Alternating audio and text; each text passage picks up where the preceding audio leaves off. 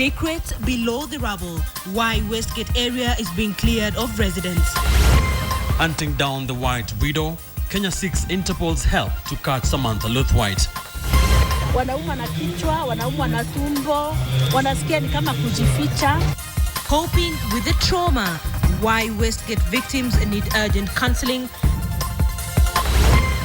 Shock of leaked emails. What's going on in the judiciary? This is KTN Prime with Linda Ogutu and Ben Kitili.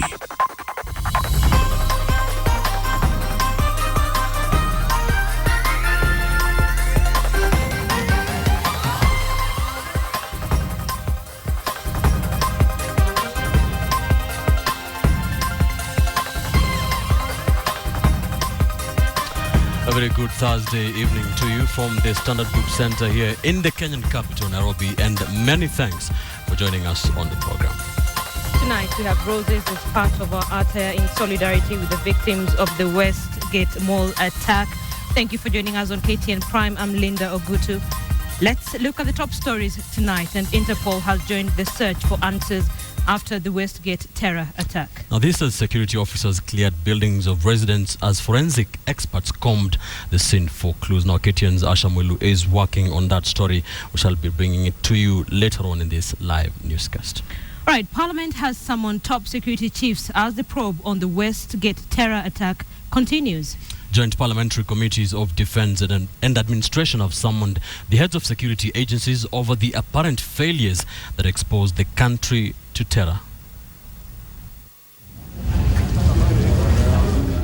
The country's spy master appeared briefly before the Parliamentary Committee on Defence and Foreign Relations.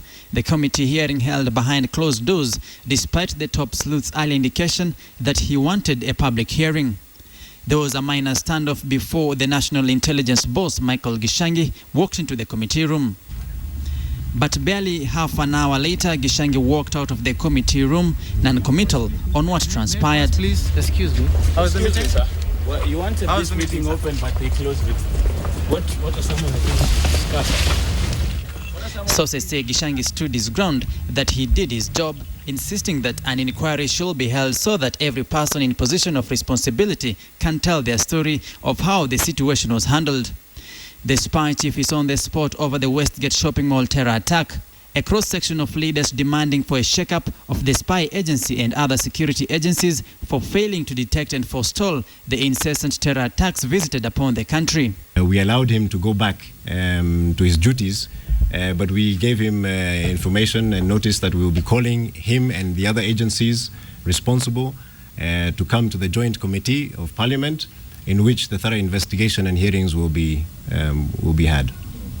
When they emerged, members of the tough talking Defence Committee said a joint committee meeting with the Administration and National Security Committee will conduct an inquiry on the systemic intelligence failures that exposed the country to the bloodbath at Westgate. We, as representatives of the people, are ready to ensure that the agencies that are responsible for the safety and security of this country are held to account, and that this will never happen again on our soil.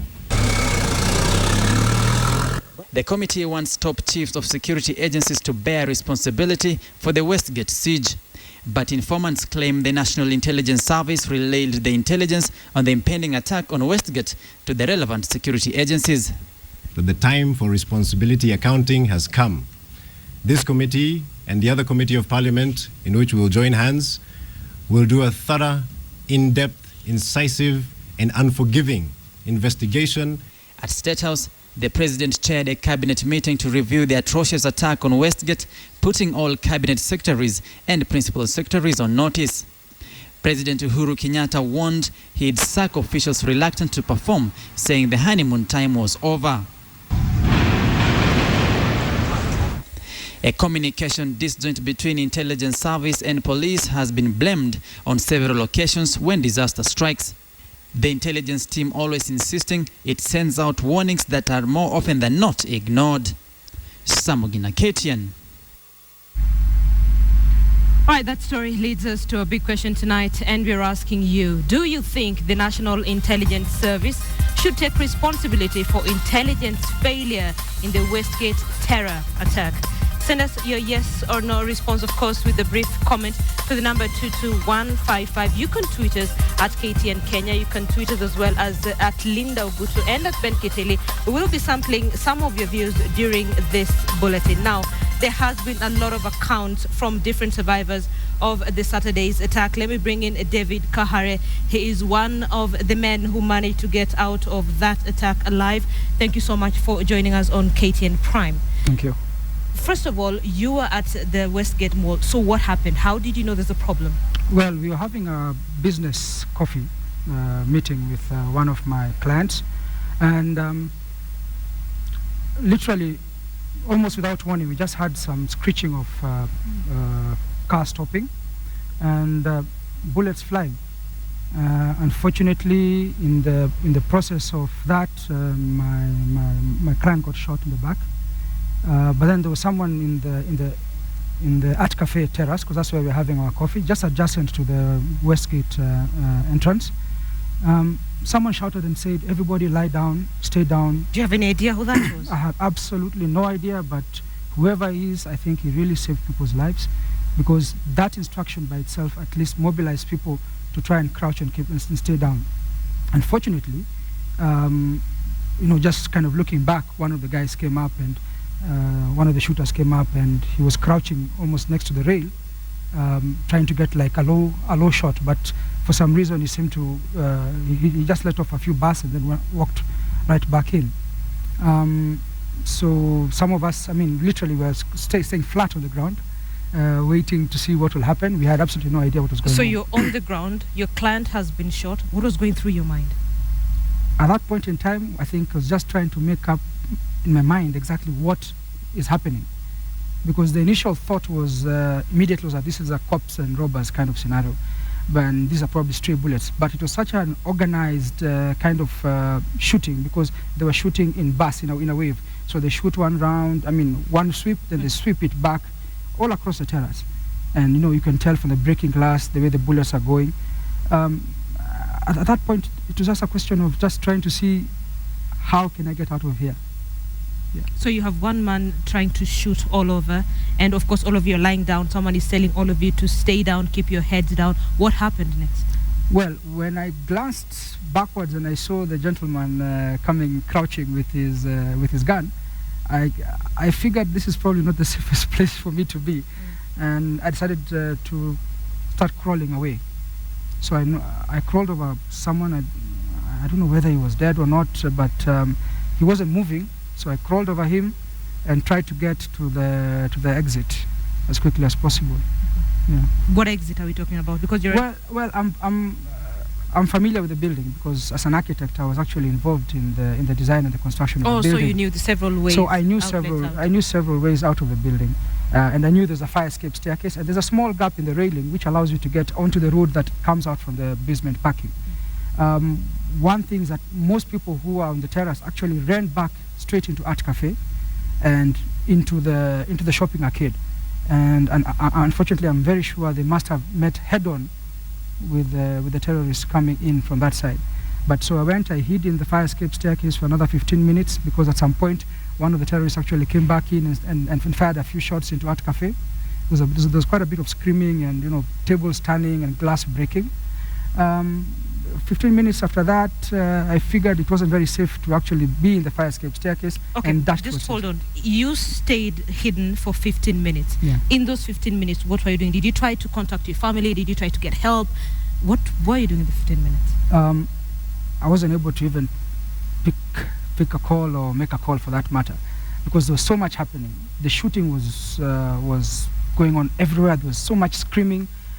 We did not know, or at least I did not know, who was shooting, where they were coming from, or whether they'd actually come and find us there. Actually, one of the suggestions was we should be climbing up the fire escape into the upper floors. But then that didn't make much sense, because we didn't know where they were in the building. But you could hear a lot of shooting and screaming and glass breaking. So at that point in time, there was no time to think about calling anybody. It was more a question of, okay, I know I'm here, but I felt trapped. I felt I'm not safe here, because this is it's an end, a dead zone, and it's a kind of thing where if someone actually came and found us there, we'd be finished. I actually thought I would be safe on the road. So 15 minutes, you've been hiding. What happened? After 15 minutes, we kept on peeping out of the staircase, out of the fire escape staircase, trying to understand exactly where the danger was coming from. It became a bit difficult because you could also see some people, you could see dead bodies on the terrace. People were running out of the basement, some of them badly hurt, bleeding and dragging their legs. There's a gentleman who was badly shot up and is dragging his legs. And the security guards also, they'd locked themselves up in the guardhouse. And we kept on motioning to them, what's going on? And they kept on telling us, just wait.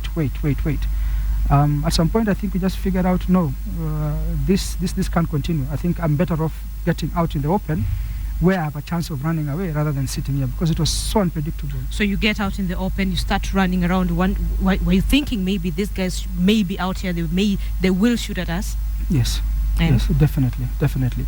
So I ran out onto the road and ducked into Peponi Plaza, which is just next door, and took a breather there, trying to figure out what is happening.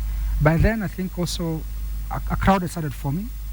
Unfortunately, as usual, people ran towards danger. Yes. And it was one of those things of, guys, why are you coming here? And well, from there, just hung around there waiting. Did you said that when you're sitting with your friend, you had the screeching of a car and you started hearing the shooting outside.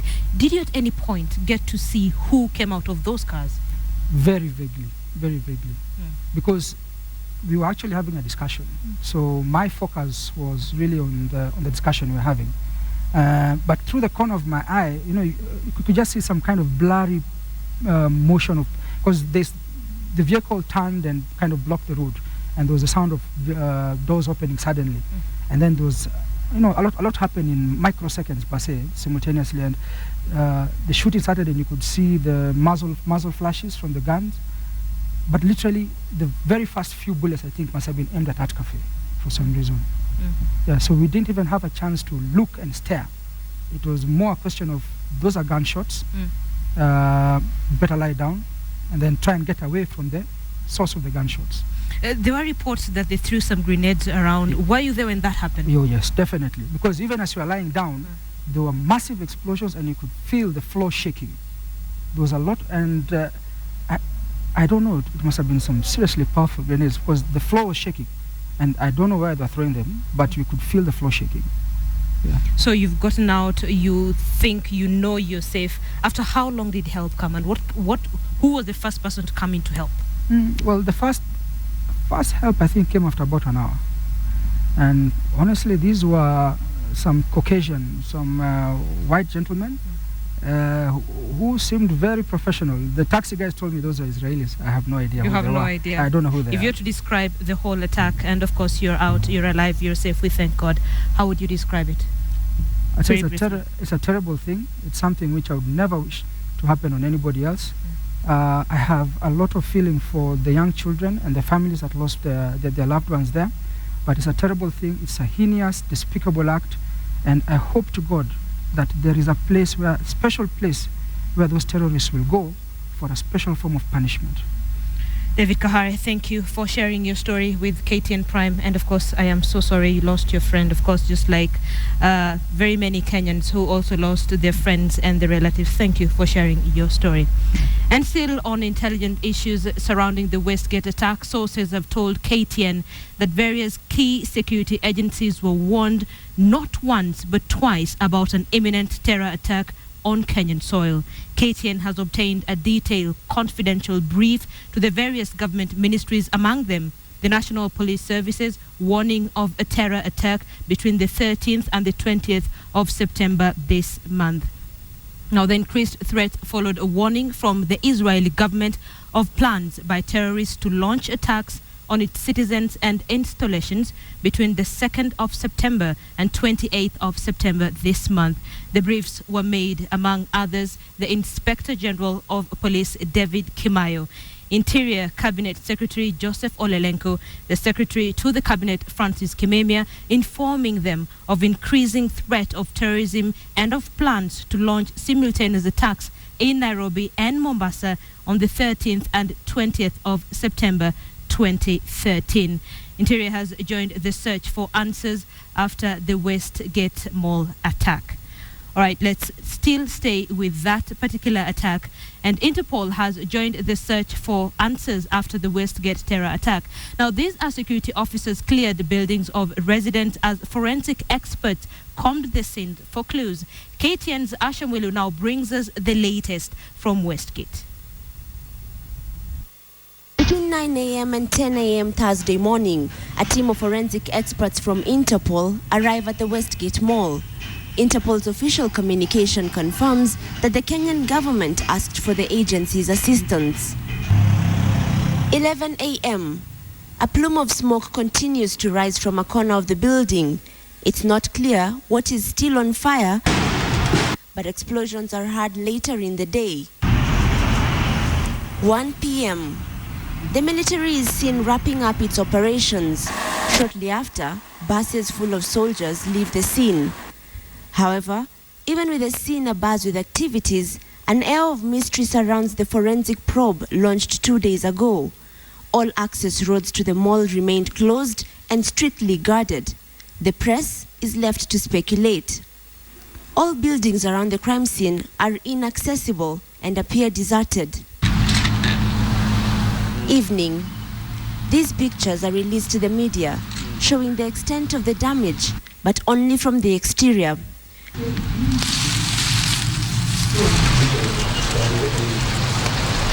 A selected few depicting the final moments of a section of victims, their personal belongings still strewn all over the place.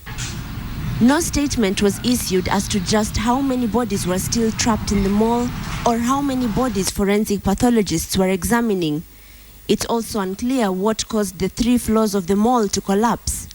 The government also remained tight-lipped on the number of suspects said to have been killed by the Kenya Defence Forces.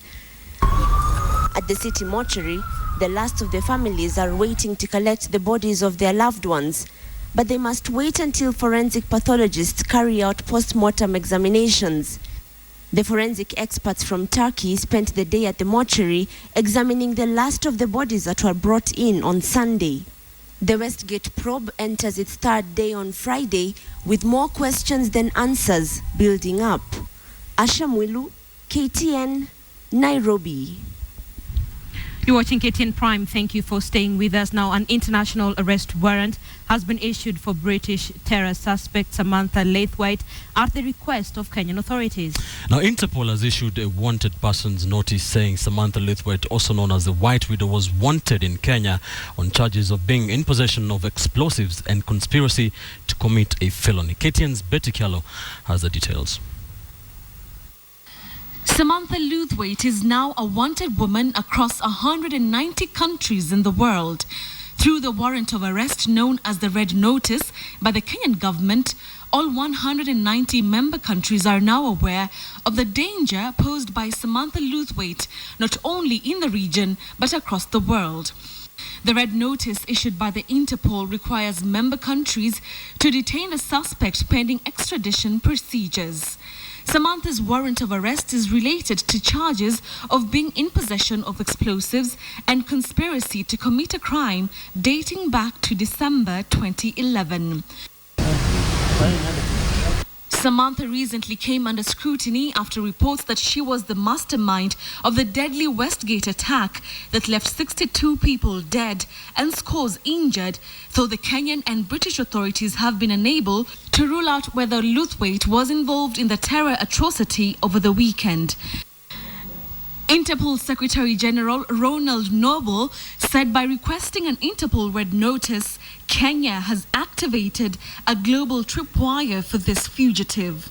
According to Kenya's Security Department, forensic investigations are underway to establish if any of the attackers was female, following claims by several witnesses who survived the attack. The Red Notice represents one of Interpol's most powerful tools in tracking international fugitives. Betty Kialo, KTN. Investigation taking a turn there as Samantha Luthpart is now wanted in 190 countries.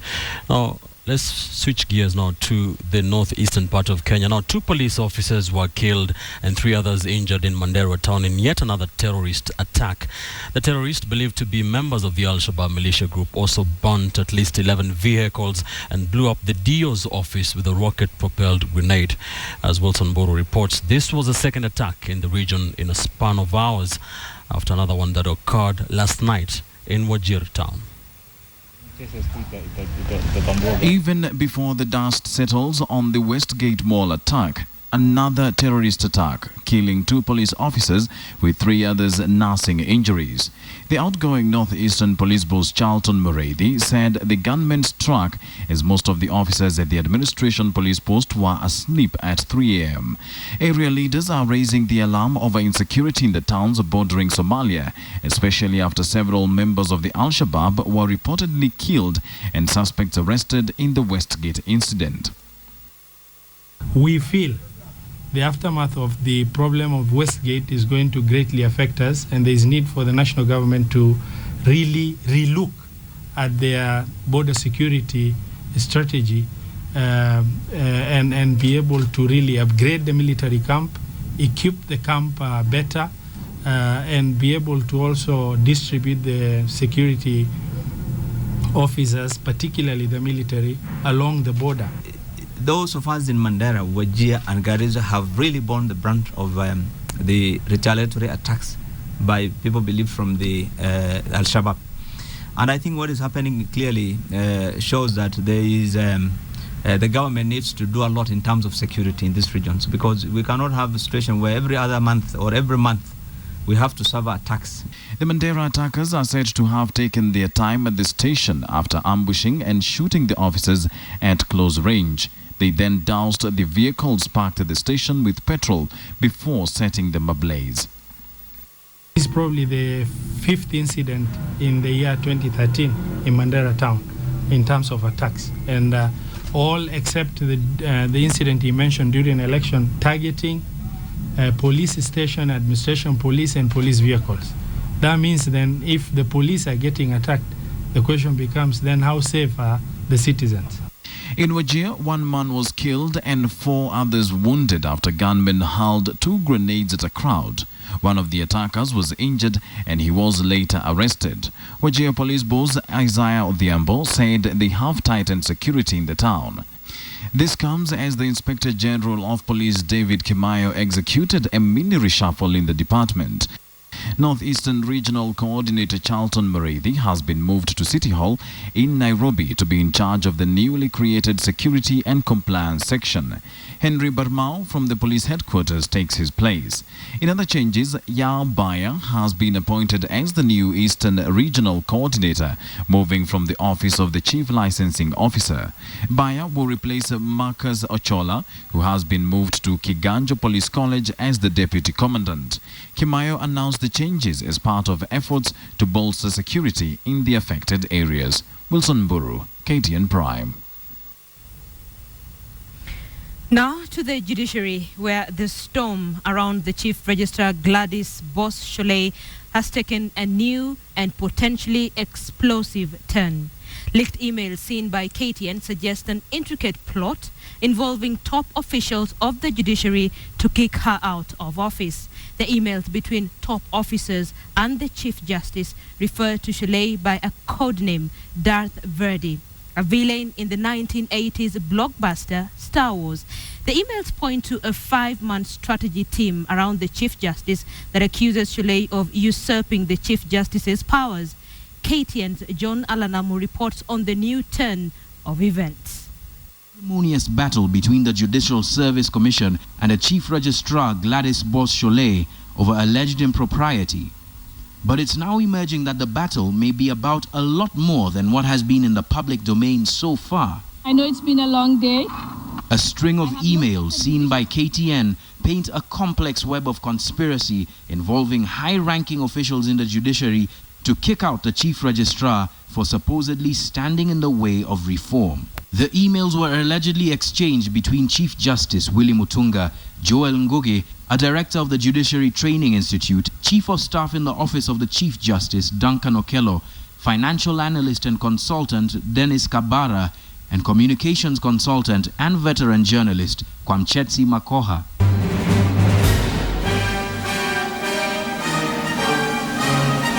In the plot, the chief registrar is referred to as Darth Vader, depicting the villain in the 1980s blockbuster movie Star Wars. In one of those emails, Joel Ngugi writes to the Chief Justice saying, quote, "This strategy will only succeed if you sign on to the endgame. The present occupier of the office of the Chief Registrar of the Judiciary must leave." And it continues to say, quote, "If we embrace the principle, we rescue the transformation. If we don't, there will still be an endgame, but it will be hers." End quote. Contacted for comment, Makoha said his work at the judiciary is privileged and he cannot determine whether he wrote or received any of the said emails.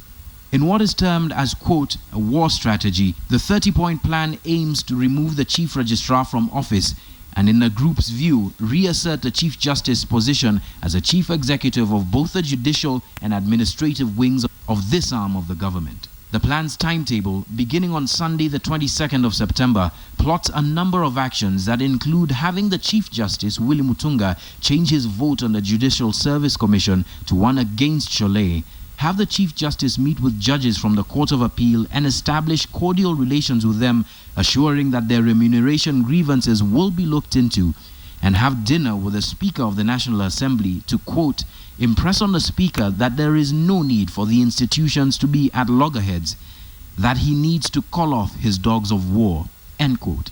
The plan also aims at intimidating anyone supporting the Chief Registrar, variously referred to as DV or Darth Vader in the plan. The plot also involves having the Chief Justice meet individually with directors and registrars to, quote, intellectually terrify, morally bully, strategically distract them from their support of the DV and gather information, end quote. That would be followed by a number of activities leading up to October the 1st, called the Transformational Bloodbath, in which the CJ would move the JSC to dismiss or suspend the DV or the Chief Registrar for cause, interdict the Director of Finance, interdict the Director of ICT, among other moves to intimidate anyone who has supported the Chief Registrar. The aim, as quoted at the beginning of the war plan, is to ensure, quote, the single most important driver of resistance to judiciary transformation, Darth Vader or DV, shall be removed. The flurry of emails sent over months now puts a spotlight on the office of the Chief Justice in this ongoing war that spells challenging times ahead for the judiciary. Details of the emails will be in the Standard tomorrow. John Alenamu, KTN. Be sure to grab a copy of the Standard tomorrow as we continue to follow this developing story for you. So, Parliament has summoned top security chiefs as the probe on the Westgate terror attack gets underway. And on the big question tonight, we're asking you, should the NIS take responsibility for intelligence failure in the Westgate attack? Let us know what you think. Of course, you can tweet us at KTN Kenya, at Ben Kitili, and at Linda Ogutu. We'll be sampling some of your views during this bulletin. You're watching KTN Prime. Thank you for staying with us. We're taking a short break. You're watching KTN Prime, and just ahead, intensive counseling for Westgate victims.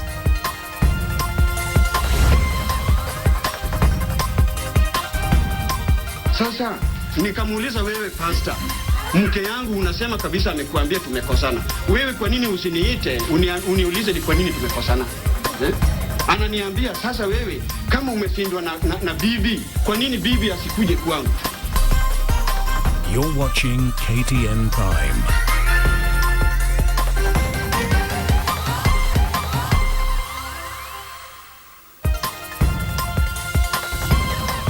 You're watching KTN Prime. Thank you for staying with us. Now, survivors of the Westgate attack have been urged to seek psychosocial support. Everyone who was directly or indirectly involved has been advised to get counseling to help them cope with the trauma. Some of the victims and survivors have gone for counseling, while others say they are okay and doing just fine. Here's KTN's Najma Ismail. And he turned and he said, "You did not spare our women and children." For all these hours where we're hiding there, we couldn't let my assistant or anybody else to find out where we are because we're scared that these bandits will find it first. Memories of the tragic Westgate incident will remain fresh in the minds of many Kenyans for a very long time, especially for the survivors who were directly involved in the siege. This is why psychosocial support is needed to help them to resume their everyday lives. It knocks us off our feet and affects every system. So it's like systems just go upside down. It's very disorienting. Ellen is one of the survivors of the siege, and although she went through a traumatic experience, she says she does not think she needs any counseling. Because for now, I'm fine. I'm trying to think about positive things, and I'm working on the computer, I'm watching movies, I'm reading books, I'm talking to friends, and they're actually more worried than I am. The Kenya Psychologists Association conducted free counseling for the victims of the Westgate attack at Uhuru Park, and at least 500 people turned up for the services. I recommend people to check with us if they're not sleeping properly, if they're not eating, if they're getting angry, if they're finding they can't go to work, anymore, they are scared of entering a mall. Those are the kind of people we could hear some shooting on the right-hand side, outside.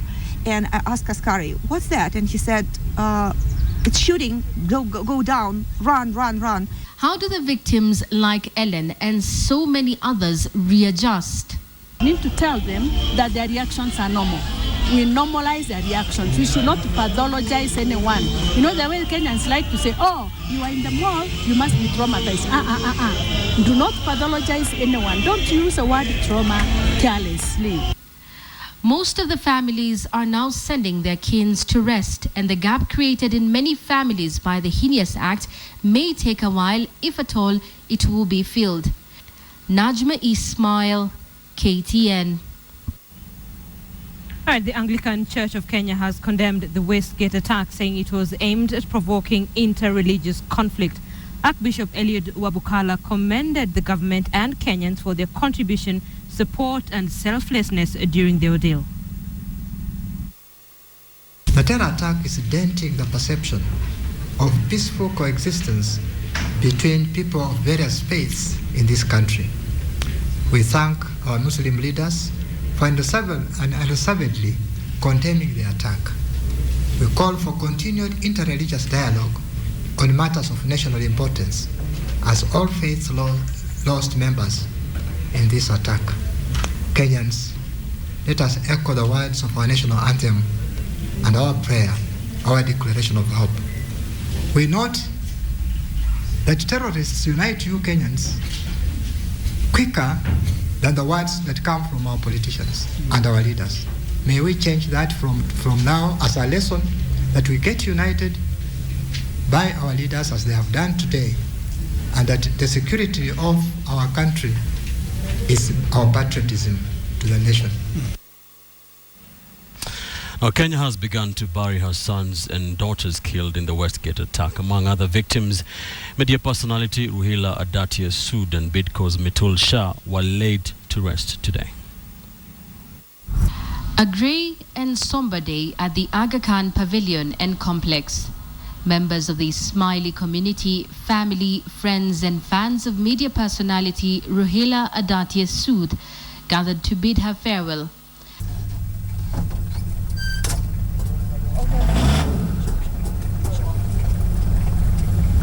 After the funeral ceremony, the cortege left for the Shia Ismaili cemetery at Kariakor amid silent prayers and tears. If you go in front... According to Islamic tradition, women are not allowed into the cemetery, and thus they were left behind watching as the men left the cortege to the cemetery, taking Ruhila on her last journey. At the Kariakor Shia Ismaili cemetery, family members and colleagues could not hide their grief as they paid their last respects to Ruhila, who many described as bubbly with a heart of gold. Ruhila and many others, including Mitul Shah, who was the director of Bidco Oil Refineries, were victims of the dark hours at Westgate Mall. For Mitul, however, his journey was different. He was cremated according to Hindu traditions. Najma Ismail, KTN. May all those who lost their lives in that attack rest in peace. Now, night football matches have been banned and a raft of security measures put in place in the backdrop of the Westgate terror attack. Football Kenya Federation and the Kenya Premier League Limited took the decision after the terror attack at Westgate. There has been an increase of Kenyans watching matches live in the stadium, and the soccer administrators do not want to expose lives to risks. But the new directive does not affect tomorrow's match between Sofapaka and Sony Sugar, which kicks off at 6:15 in the evening. The terror attack on Westgate has opened wide the eyes and ears of Football Kenya Federation, which now says security on Kenyan stadia during football matches needs more than double the security measures, since such venues could be easy targets by terrorists.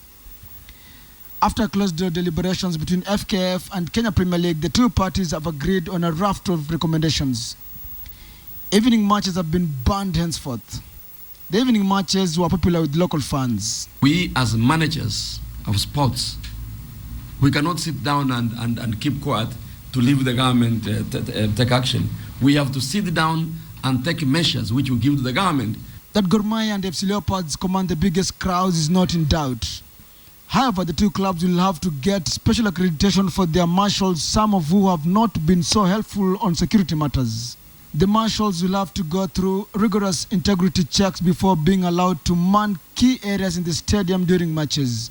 No vehicles will be parked inside the Moi Sports Centre Kasarani as well as the City Stadium, and tickets will now be sold in advance. We need to have sort of a security perimeter around our stadiums, and as a consequence we also agreed that there would be no unauthorized structures or vehicles allowed within 20 meters. The Federation is now asking the government to form a special public events police unit to ensure that they come up with measures to curb insecurity. In the past, there's been empty rhetoric on security. But following the Westgate disaster that claimed over 70 innocent lives, the soccer fathers hope that this time round recommendation will be implemented. For KTN Sports today, I'm Hassan Juma. It is a development that is, of course, set to affect the development of the beautiful game, but safety first. Time now to take a look at what's happening in the world of business, and I take you to KTN's Joy Doreen Bira in the business studio. Thanks a lot, Ben. And of course, amid the recovering process after the Westgate attack, which is going to take quite some time, there's also some good news coming out of Kenya, and that is after Doreen Bira. Kenya's sovereign rating is likely to go down following the Westgate attack. This, according to U.S. rating agency Moody's Investors Service, which noted that the Nairobi Mall attack claimed by Al-Qaeda-linked Somali militants Al-Shabaab is expected to be credit negative. The attack is expected to affect Kenya's growth and fiscal revenues, most directly through its effect on tourism, which accounts for 12.5% of the GDP, 7.4% of investment, and 11% of total employment. However, the agency noted that the attack will have minimal effect on foreign direct investment as the country plans a debut in the international bond or multilateral donor financing for infrastructure projects.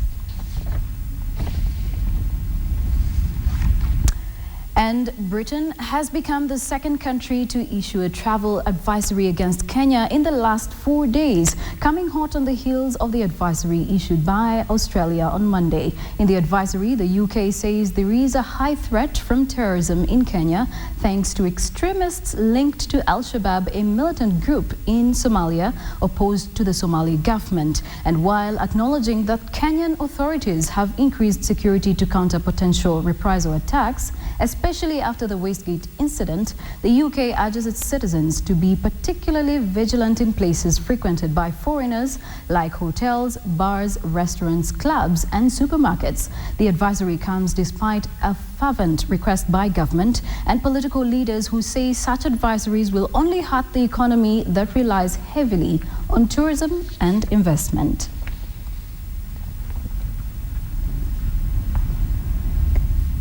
Tallow has made the fourth oil discovery in northern Kenya after announcing that Ikalis 1 Wildcat has a net oil pay of reservoirs of between 60 and 100 meters. Michael Karanja with more. Bite exploration farm Tallow Oil is the fourth in its recent finds. This makes Kenya's journey to the League of Oil-Producing Nations well on course. The new discovery was made at Ikalis Wildcat site in Turkana, where previous finds are located. According to the statement sent to newsrooms, Tallow explained that the new oil find was located between Gamia 1 and Trigger South 1. Tallow notes that the reservoir's properties appear similar to those previously encountered. In August, Tallow Oil said that Turkana Exploration Basin had reservoirs in excess of 300 million barrels of oil after it discovered an additional 50 meters of reservoir in Etuko 1, surpassing the commercial production threshold of 250 million barrels. The farm said it would undertake further testing of the new area to ascertain its productivity. The discovery also comes a few weeks after Africa Oil, Tallow's prospective partner, raised fivefold the estimated deposit in the Lokichar Basin to 368 million barrels of oil. The farm is also exploring other parts of the country for oil, with drilling having commenced at the Agete 1 well, also located in Block 13T, and a third rig is expected to be operational by the end of the year. Michael Karanja, KTN Business Today. The alcoholic drinks industry remains very competitive, yet opportunities are equally immense. Western Kenya now boasts of the newest and first distillery of its kind with locally brewed brands. We have more. Idaho Gin, Bull Ring Rum and African Spear Whiskey are the latest three brands to join the competitive alcoholic drinks market. The drinks are a product of a distillery plant in Western Kenya, Jasm Mini Distillery, whose construction began in April 2012, certified under the then Kakamega Council. KEBS registration, all our products are KEBS registered, tested and registered. Produced from locally availed raw materials, the ingredients include sugar, jaggery, molasses and yeast, currently employing 40 permanent employees and also targets the Western Kenya market. 60% of the people are from the local region. We've been able to eradicate local petty crime, theft and so on, because the people are now gainfully engaged. The factory sits on a 1-acre piece of land with capacity to churn out 1,500 liters of alcohol every day. The demand, the company says, is growing by the day. Packaged in glass bottles, the firm defends its decision. It's good to let the people know that plastic is made out of alcohol. So when you package alcohol in plastic, the alcohol starts eating away the plastic. So as you drink what you think is alcohol, you are actually drinking plastic. The company also adds that it is focusing on expanding its product base to include beer. Joy Doreen Bira, KTN Business Today. KTN Business in association with Safaricom Business. Management of your employees' salaries and benefits simplified with online payroll. To get a free 30-day trial, visit cloud.safaricom.co.ke.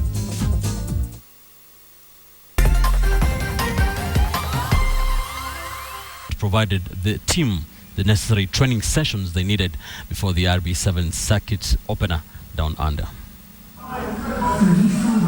Lifting the 18th Safaricom 7's title on Sunday was more of an easy job, but days later, and with the IRB7 season open in the Gold Coast early next month, this team was back in the gym and the training fields, one to shake off the Safaricom 7's tag and wear another layer of thick skin in readiness of yet another tougher assignment in Australia, the Gold Coast Sevens. The pressure is now on the team to match or better the Gold Coast Sevens last season. Kenya won 15 points in the opener, and a good start down under will for sure energize the Shujaa to do better this season. Kenya is in Pool A alongside series defending champions New Zealand, United States and Tonga. The team has set the main cup semi-finals as their least target in Australia. Our goal is to go out there and to be able to do one more step better than what we did last year. Injuries to veterans Biko Adema, Horace Otieno and Colin Sinjera are still being monitored closely, and their return will be a major boost for the team. Well, coming from the local 7 circuit, as you might have noticed, the competition was really tough. Not any team or the so-called known teams went all ahead and won all the circuit. I think bringing in the young boys just shows that we have talents that have come into the squad and there's growth into the team. Our expectation mostly is to go out and win our first cup. That is what we have already set as a team. Players from Shuja, Morans and the KRU Academy who impressed during the Safaricom Sevens will provide the wide range of experience. The traveling squad will be named on Friday. All the best to Kenya team. Now, Uganda entered 2 boxes in the second round in the flyweight category at the inaugural Eastern Central Africa Intercities Boxing Club Championship that started at the Makanda Welfare Center in Mombasa today. Fazil Juma of Uganda's East Coast Boxing Club, Kampala, outclassed Mombasa's Abdallah Juma on points to advance to the next round. Joseph Kalema of Kopab, also of Uganda, showed little mercy to Mombasa's Bakari Boy. Brian Agina was the only hope for Mombasa in light fly after he defeated Nairobi's Francis Githiki on points in another match which was decided on technical knockout. Geldas Rogezeun of Arusha sent Mombasa's Mohamed Juma to the canvas. 8 teams, 4 from Uganda, 2 from Mombasa and 1 each from Nairobi and Arusha are taking part in the inaugural event. Also, the Sportsman of the Year Award, Soya founder and IOC member Paul Tergat is asking sports federations to put the interests of their respective athletes at heart and avoid sideshows. Tergat did not make direct reference to any federation, but recently Athletics Kenya has made headlines following wrangles between its affiliates and the head office. Tergat was speaking in Nairobi when Soya title sponsor, the National Bank of Kenya, handed over 3 million shillings.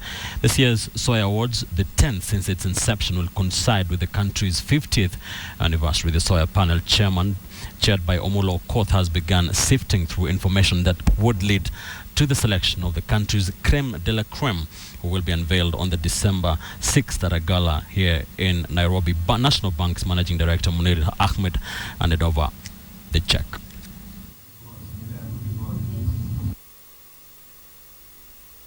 To continue investing